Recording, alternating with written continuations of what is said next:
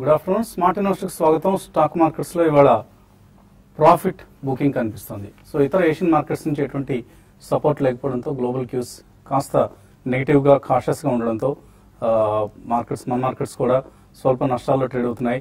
China కష్టాలు కొనసాగుతున్నాయి. Chinese market ఇవాళ కూడా మోర్ దాన్ 3%, ఆల్మోస్ట్ 4% నష్టంతో ట్రేడ్ అవుతుంది. హ్యాంగ్సెంగ్ లాంటి ఇండిసెస్ అన్ని నష్టాల్లో ఉన్నాయి. ఒక నిక్కీ మాత్రమే కొద్దిగా పాజిటివ్ ఉంది, జపనీస్ ఇండెక్స్. ఈ నేపథ్యంలో ఇండియన్ మార్కెట్స్ లో ఫెడరల్ రిజర్వ్ మీట్కి ముందు పొజిషన్స్ తీసుకునేందుకు ట్రేడర్స్ ఇష్టపడటం లేదు, ముందుకు రావట్లేదు అని అనుకోవాలి. ఇదే కారణంతో మార్కెట్స్ లో నష్టాలు కనపడుతున్నాయి. సో నిన్నటి వన్ డే ర్యాలీ తర్వాత, షార్ట్ కవరింగ్ ర్యాలీ తర్వాత వెంటనే ప్రాఫిట్ బుకింగ్ కనిపిస్తుంది. సో సెలాన్ ర్యాలీస్ అన్న పద్ధతిలో ట్రేడింగ్ కొనసాగుతుంది. అలాగే నిన్న అవుట్ పర్ఫార్మ్ చేసిన మిడ్ క్యాప్ స్టాక్స్ లో ఇవాళ సెల్లింగ్ చూస్తున్నాం. సో అమెరికాలో 9 సంవత్సరాల విరామం తర్వాత మొదటిసారిగా వడ్డీ రేట్లు పెరగబోతున్నాయి. బహుశా ఈ సెప్టెంబర్ 17th మీట్లో వడ్డీ రేట్లు పెంచుతారని ఎక్కువ మంది భావిస్తున్నారు. అందుకనే మార్కెట్స్ లో కొంత మనం సబ్జ్యూడ్ ట్రెండ్ చూస్తున్నాం. నిన్న లాభపడిన మెటల్ స్టాక్స్ అలాగే బ్యాంక్ స్టాక్స్ రెండు కూడా నష్టాల్లో ట్రేడ్ అవుతున్నాయి. సో ఒక గ్లోబల్ ఈవెంట్ ముందు డంపింగ్ డ్యూటీ లాంటివి ప్రభావం చూపవని ఇవాల్టి ట్రేడింగ్ లో మనకు అర్థమవుతుంది. నిన్న steel stocks, especially metal stocks లో స్ట్రాంగ్ ప్రాఫిట్స్ చూసాం. ఇంకా డంపింగ్ డ్యూటీని వేస్తున్నారు అన్న వార్తలతో దాని ప్రభావం ఇవాళ ఆవిరైపోయింది. సో మిడ్ క్యాప్స్ లో యాక్షన్ కొనసాగుతుంది.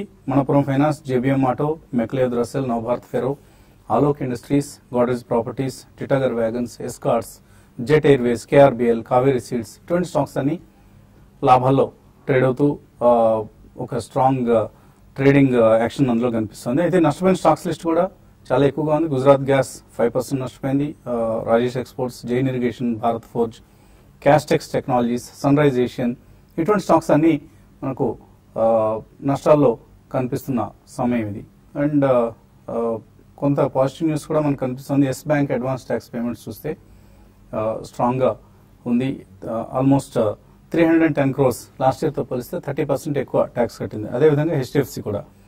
అండ్ గుజరాత్ గ్యాస్ ఇవాళ లిస్ట్ అయింది, రీలిస్ట్ అయింది. అంత ముందు మనకు కూడా ఎక్కువ కాల్స్ వచ్చేవి, డీలిస్ట్ అయింది, ఎప్పుడు రీలిస్ట్ అవుతుందంటూ. ఇవాళ ఈ స్టాక్ లిస్టింగ్ చూస్తున్నాం మనం. సో మేలో ఆల్మోస్ట్ 3 months తర్వాత దీన్ని మళ్ళీ లిస్ట్ చేయడం జరిగింది. జూన్, జూలై, ఆగస్ట్, ఇప్పుడు సెప్టెంబర్ లో ఉన్నాం మనం. జిఎస్పిసి గ్యాస్, అలాగే Gujarat gas trading, Gujarat gas financial services, ఇటువంటి కంపెనీస్ అన్నింటినీ, సబ్సిడరీ కంపెనీస్ అన్నింటినీ మెర్జ్ చేసుకొని ఒక రీస్ట్రక్చరింగ్ కంప్లీట్ చేసుకొని ఇప్పుడు మళ్ళీ లిస్ట్ అయిన స్టాక్ ఇది గుజరాత్ గ్యాస్. ఇవాళ మాత్రం 5% లోవర్ సర్క్యూట్ దగ్గర ఉంది. మేబీ 1 or 2 days ఇలాగే లోవర్ సర్క్యూట్ స్టార్ట్ చేసే అవకాశం కూడా కనిపిస్తుంది గుజరాత్ గ్యాస్ స్టాక్.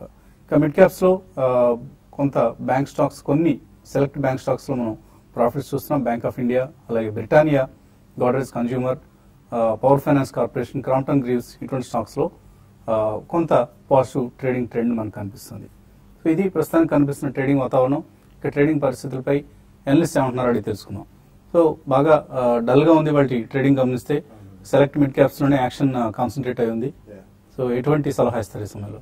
బేసికలీ ఇదే ట్రెండ్ ఇంకో 1 or 2 days కూడా కొనసాగే అవకాశం ఉందండి. రేపు మనకి ట్రేడింగ్ ఉంది, ఎల్లుండి మళ్ళీ హాలిడే మనకి వినాయక చవితి. ఆ రోజే మనకి ఫెడ్ మీట్ కూడా ఉంది. సో ఆఫ్టర్ దాట్ మళ్ళీ ఒక ఫ్రైడే ఉంది. So I think next 2 days కూడా కొద్దిగా అప్స్ అండ్ డౌన్స్ లోనే ఉంటుంది మార్కెట్. బట్ నెక్స్ట్ వీక్ మన ఫెడ్ ఏం చేస్తుంది దాన్ని బట్టి కొంచెం ట్రెండ్ అనేది మనకి అర్థమయ్యే అవకాశం ఉంది. ఇది ఇలా చూస్తే మనకి మాన్సూన్ కూడా రీజనబుల్లీ బాగానే ఉంది కాబట్టి అగైన్ దాని తర్వాత event will be September 29th which is going to B RBI meet. RBI meet లో ఎంత అంటే మనకి 25 basis points ఆల్రెడీ గివెన్ అనే ఊహాగానం చాలా ఎక్కువగా వినిపిస్తుంది. But surprisingly 50 basis points cut కనుక వస్తే మాత్రం డెఫినెట్లీ ట్రెండ్ చాలా పాజిటివ్ గా అయ్యే అవకాశం ఉందండి. Especially banking and financial stocks లో మళ్ళీ రెన్యూడ్ ఎంతూజియాజం మనకు కనిపించవచ్చు. So next few trading sessions లో ఐ థింక్ 8,000 క్రాస్ అవడం అనేది మాత్రం కొద్దిగా కష్టంగానే కనిపిస్తుంది. బట్ ఒకవేళ ఫెడ్ మీట్ లో ఇంట్రెస్ట్ రేట్ ఇప్పుడు కాదు డిసెంబర్ తర్వాతనే హైక్ ఉందనే ఊహాగానాలు కానీ ఏదైనా స్టేట్మెంట్ వెలువడితే డెఫినెట్లీ ఐ థింక్ కొద్దిగా మళ్ళీ సెంటిమెంట్ పుంజుకునే అవకాశం ఉందండి. After that we may have some positive development in the market. So అప్పటిదాకా మాత్రం it's going to be consolidation, maybe 100 points up and down. But next 1 week 10 days తర్వాతనే I think one can commit bulk money. అక్కడ ఏదైనా మంచి opportunities వస్తే definitely I think one should buy in to the market with at least 1.5 to 2 year view. So ఎప్పట్లాగానే 7850, 7900 మధ్యలో నిఫ్టీకి మళ్ళీ resistance ఎదురవుతుంది. So ట్రేడర్స్కి ఎటువంటి సలహా ఇస్తారు ఈ సమయంలో? కొంచెం ప్రాఫిట్స్ ఆల్రెడీ అంటే లో లెవెల్ ఎవరైతే బై చేస్తున్నారో వాళ్ళు ప్రాఫిట్ బుక్ చేసుకోవడం మంచిది. మార్నింగ్ కూడా చెప్పడం జరిగింది. ఎందుకంటే మార్కెట్ కి పెద్ద ఈవెంట్ ఉంది. ప్లస్ ఈ రోజు కొంచెం మనకి నిఫ్టీ ఫీచర్స్ లో కానీ చూస్తే కొంత సెల్లింగ్ అనేది చూస్తున్నాము. ఈవెన్ బ్యాంక్ నిఫ్టీలో కూడా కొంచెం వీక్ గా ఉంది. F&O లో కానీ ట్రెండ్ ప్రకారం చూస్తే దాదాపు అన్ని స్టాక్స్ ఏవైతే లాంగ్ బిల్డప్ అయినాయో అన్నిట్లో కూడా లాంగ్ అన్వైండింగ్ అనేది ఈ రోజు హై లెవెల్లో చూస్తున్నాము. బై అండ్ లార్జ్ దాదాపు అన్ని F&O స్టాక్స్ కొంత మైనస్ లోనే ఉన్నాయి. ఏదో 1-2 తప్ప. బ్యాంక్ ఆఫ్ ఇండియా లాంటి స్టాక్స్ కొంచెం అప్ ట్రెండ్ లో ఉంది. తర్వాత NTPC కూడా కొంచెం ఈ రోజు అప్ ట్రెండ్ లో ఉంది. HDL ఒకటి అప్ ట్రెండ్ లో ఉంది. బట్ మిగతా అన్ని స్టాక్స్ కూడా వీక్ గా ఉన్నాయి. కాబట్టి ప్రాఫిట్ బుక్ చేసుకోమని చెప్తాను. తర్వాత మార్కెట్స్ క్లోజింగ్ కూడా కొంత వీక్ గానే క్లోజ్ అయ్యే అవకాశం ఉంది.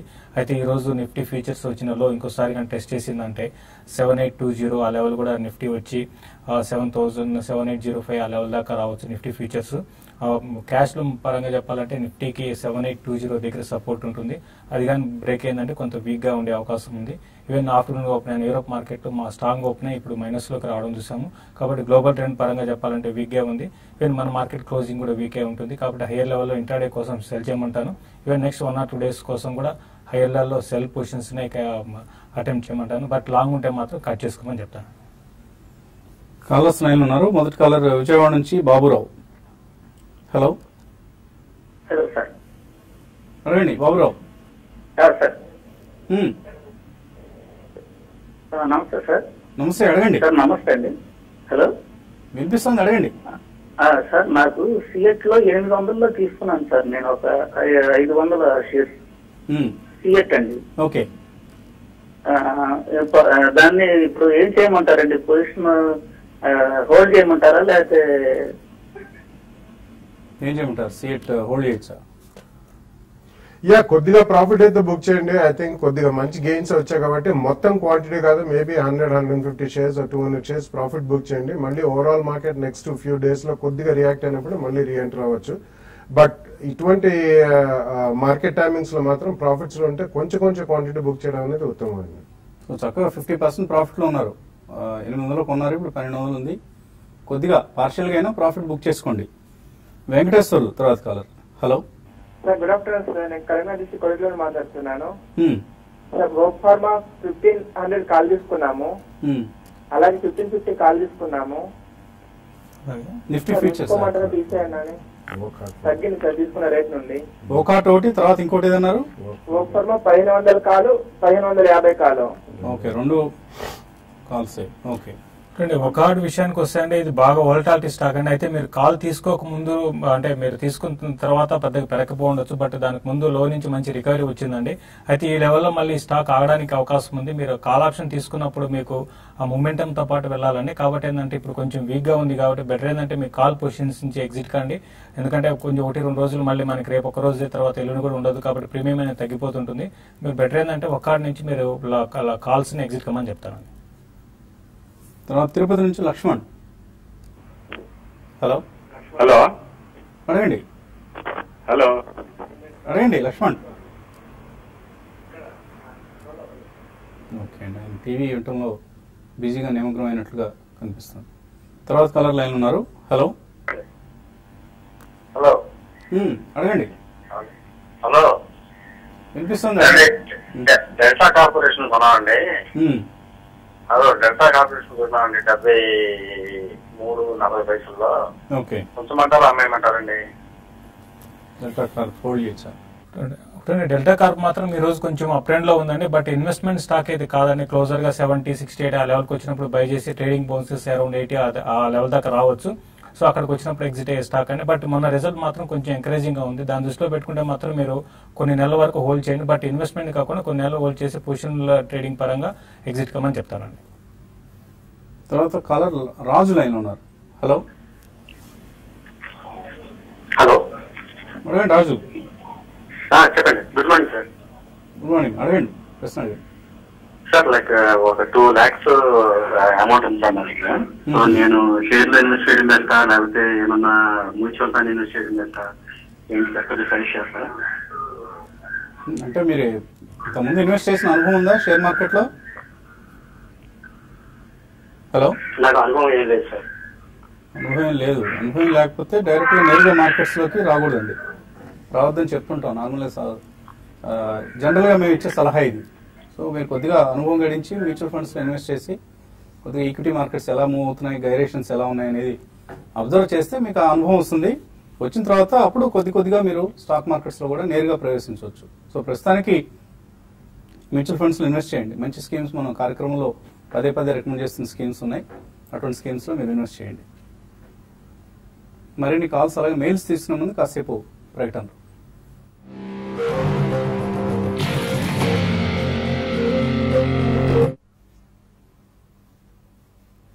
స్మార్ట్ న్యూస్ తిరిగి స్వాగతం. 7839 32 పాయింట్ల నష్టంతో ట్రేడ్ అవుతోంది నిఫ్టీ. అలాగే సెన్సెక్స్ కూడా 75 పాయింట్ల నష్టంతో ట్రేడ్ అవుతున్న సమయం ఇది. తర్వాత కాలర్ లైన్ ఉన్నారు విజయవాడ నుంచి పూర్ణచంద్రరావు. హలో అడగండి పూర్ణచంద్రరావు. నేను ఏఐ ఇంజనీరింగ్ 1150 రూపాయల్లో కొన్నాను. ఓకే అండి. తర్వాత వాకాడ్ ఒకటి కొన్నాను 1800 చిల్లర్లో. తర్వాత జేడెస్ వెల్నెస్ ఒకటి 950లో కొన్నానండి. ఓకే అండి. ఇప్పుడు పరిస్థితి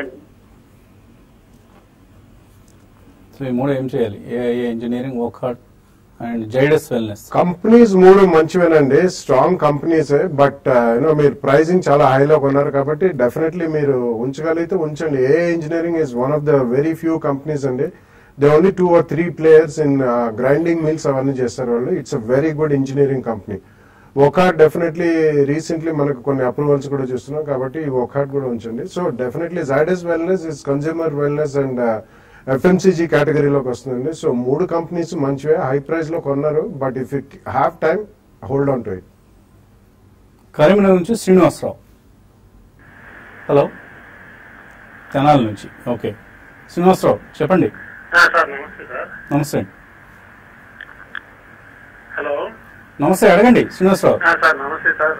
నేను సార్ మీ యొక్క ప్రోగ్రామ్ సార్ డైలీ రోజు చూస్తాను, చాలా మంచి ప్రోగ్రామ్ సార్. థ్యాంక్ యూ అండి. నేను కొంత నాకున్న ఎక్స్పీరియన్స్ తోటి మీ యొక్క ప్రోగ్రామ్ వల్ల నేను మంత్లీ సిప్ సిస్టమ్ చేస్తా ఉన్నాను సార్. ఒక ప్రాపర్టీ ఒక 1 crore వచ్చింది సార్ ప్రాపర్టీ. దాని మీ ఎఫ్డీలో ఉంచేసి దాని ఇంట్రెస్ట్ ని మంత్లీ మ్యూచువల్ ఫండ్స్ లో క్రిస్టల్ రేటింగ్ ఇచ్చినట్టు 1-2 పొజిషన్ లో ఉన్నట్టు వాటిలో ఇన్వెస్ట్ చేస్తున్నాను సార్. Very good. అంటే ఈక్విటీలో వచ్చి కొంతేమో పిఎన్బి పారిబాస్ వాళ్ళు ఇచ్చేటువంటి 4 portfolios ఇన్వెస్ట్ చేస్తున్నాను. అంటే నాకు రియల్ ఎస్టేట్ అనేది ఇప్పుడున్న పరిస్థితిలో నాకు చేయడం ఇంట్రెస్ట్ లేదు సార్. నాకు లాంగ్ టర్మ్ 10 to 15 years చేసే ఆలోచన ఉంది సార్, చేస్తున్నాను. అయితే ఈ మంత్లీ ఇంట్రెస్ట్ బ్యాంకుల ద్వారా వచ్చే తక్కువగా ఉంది sir.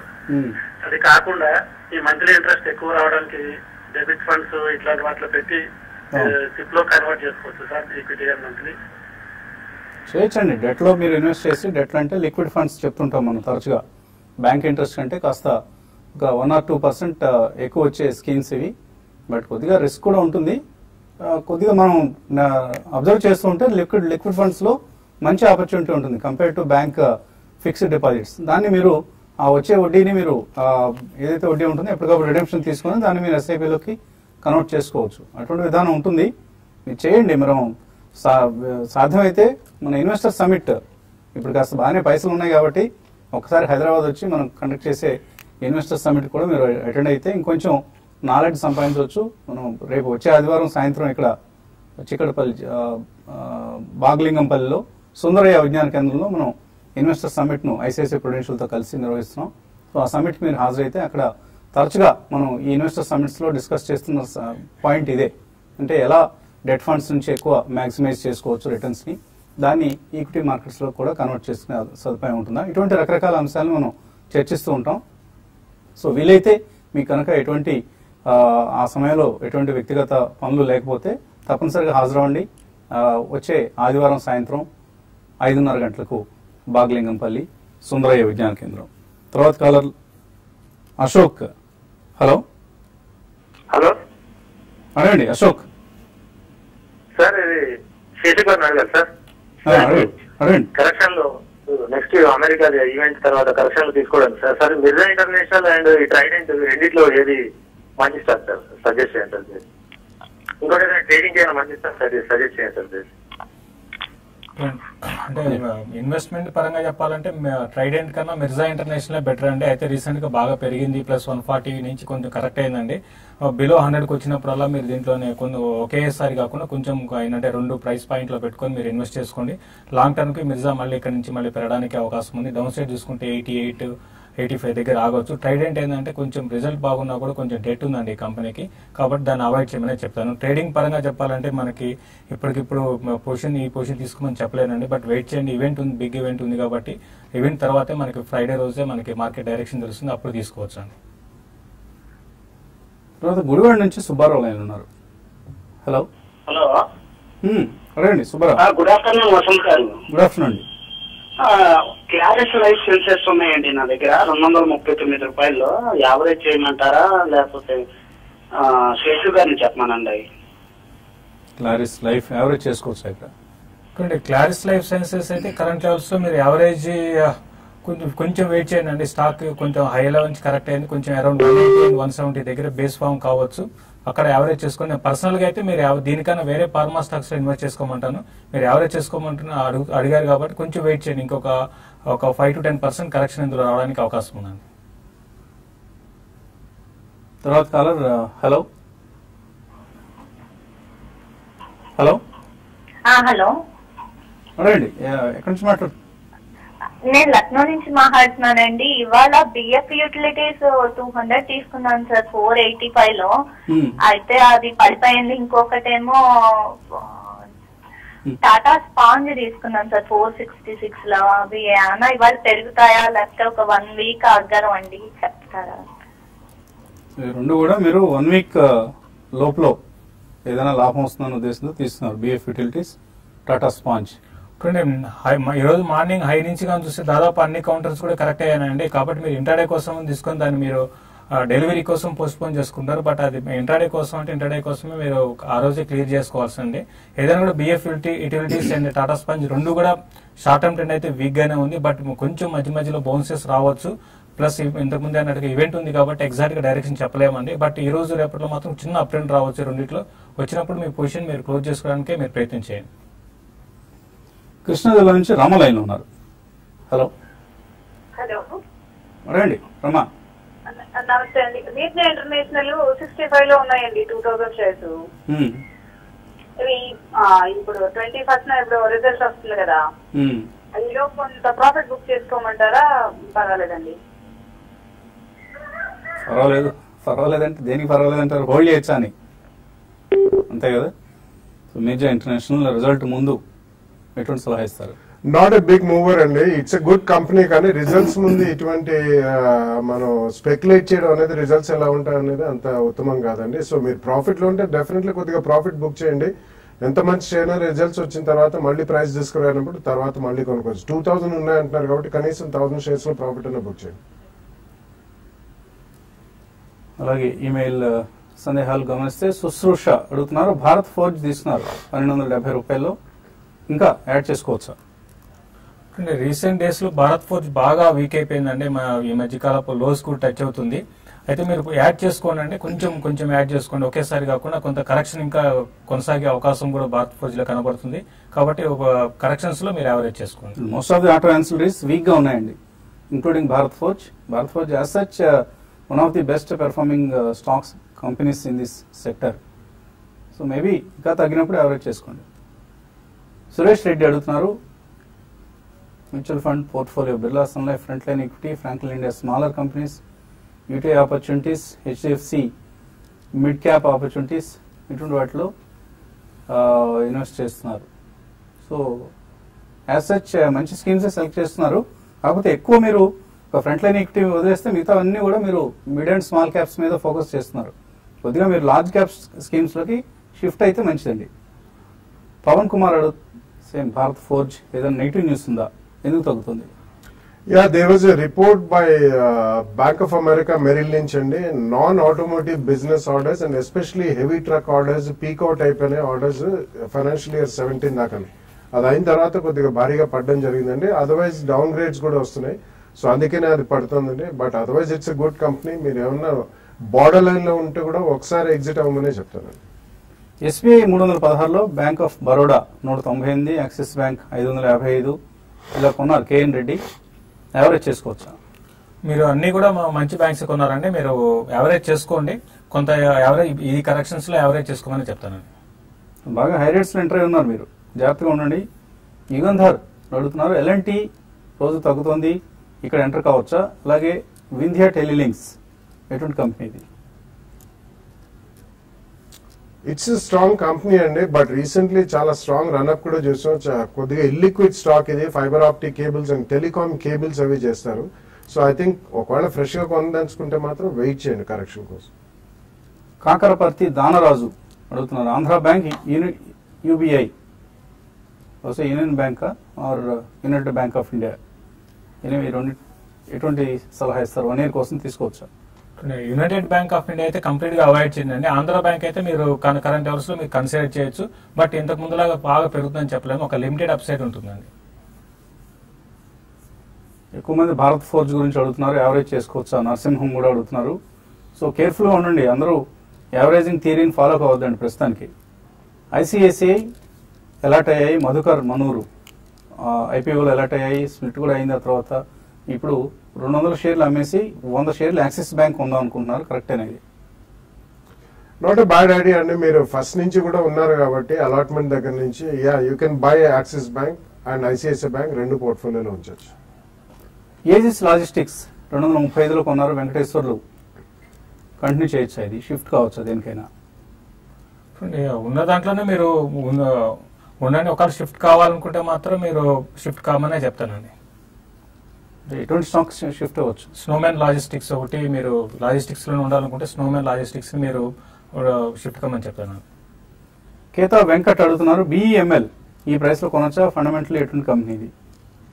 It's turn around story అండి. ఈ ప్రైస్ లో కొద్దిగా వెయిట్ చేయమని చెప్తానండి అంటిల్ ద రిజల్ట్ స్టెబిలైజ్. ఎందుకంటే లాస్ట్ ఇయర్ చాలా షార్ప్ గా పెరిగిన counter. It's a good public sector undertaking, but wait for some correction.